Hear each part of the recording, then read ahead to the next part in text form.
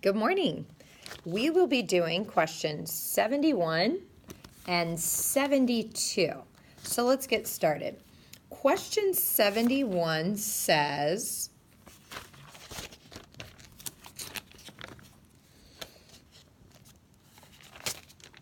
the equation of a least square regression line for the points on a scatter plot is y hat equal 1.3 plus 0.73x.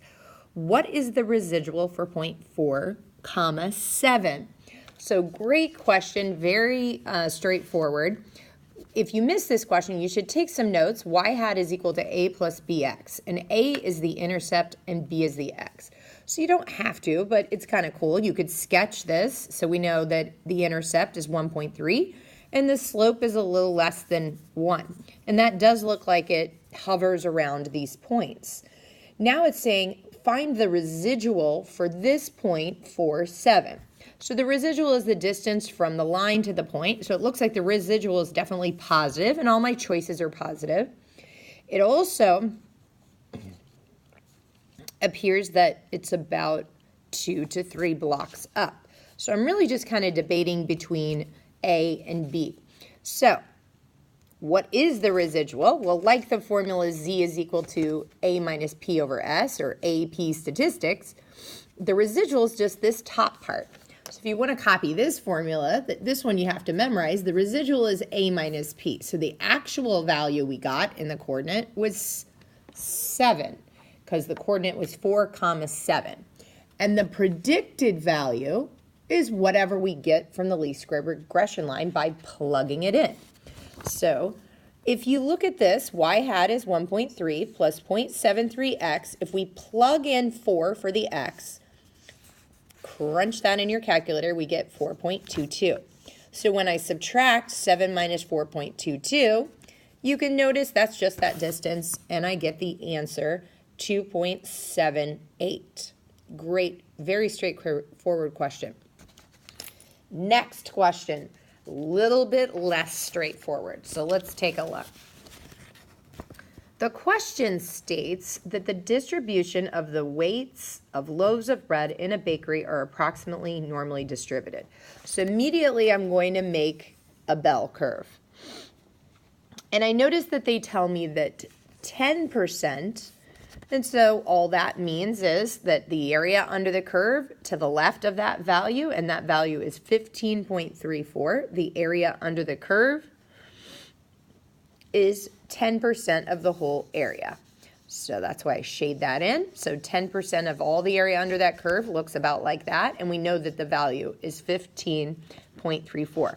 They also tell us that 20% or 20% of the area under the curve to the right, so that's a little bit different. So I make this area a little bit bigger, is this value.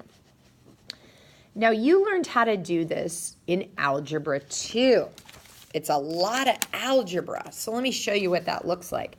You can set up the formula AP statistics, set the value. I actually got that value minus the predicted, so that'd be X bar. Our average is what we would predict or expect over the standard deviation. The problem here, and the reason why this is an Algebra 2 problem, is you don't know the standard deviation and you don't know the mean. That's what you're being asked to calculate. And so you could do a lot of algebra and set these equal to each other, keep doing algebra, but back in algebra, you didn't have this. So I'm going to show you how to use this to get the answer a lot faster. The button on this calculator, if you know the area under the curve, is you go to statistics and you go to distribution, because we were told it's normally distributed. So there's my distribution. I click there and it says normal PDF, normal CDF, inverse normal. Inverse normal is working backwards if I know the area under the curve, which I totally do. So I can put 0.1, and I know that the calculator should give me the value of X if I know the mean and I know the standard deviation. Well, I don't know either one. But here's what's interesting. You know it has to be one of these. So I'm going to go ahead and plug in A.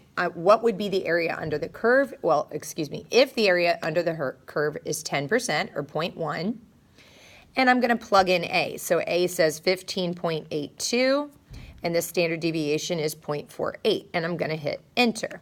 If that was my correct answer, I would have gotten 15.34, but I didn't. I got 15.2. So that's why I jotted that down right there. So if the area under the curve is 0.10, and if these were the mean and the standard deviation, I should have got the value of this, but I didn't. I got 15.2. So I do it again. I plug in this different standard deviation and this different mean, and I get that number. Also not the answer I'm looking for. I do it again, and I notice D is definitely my answer. So if you were using algebra, you needed both of these quantities to solve. And that would be solving a system of equation, because you have two unknown variables. But using this calculator, you can guess and check, and you really only need to know one value to come up with your answer. Thanks for joining us.